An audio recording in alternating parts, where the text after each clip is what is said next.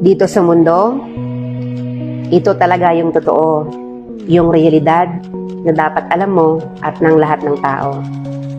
Naparito kang hubad, aalis kang nakahubad. Dumating kang nangihina, lilisan kang mahina. Iniluwal kang walang salapi at mga bagay, maglalaho kang walang salapi at mga bagay. Ang una mong paligo, may naghugas sa iyo. Ang huli mong paligo, may maghuhugas sa iyo. Ito ang buhay, kaya bakit labis ang mali siya, ang inggit, ang pagkamuhi, ang galit at pagkamakasarili. Maging mabait sa lahat at gumawa ng kabutihan.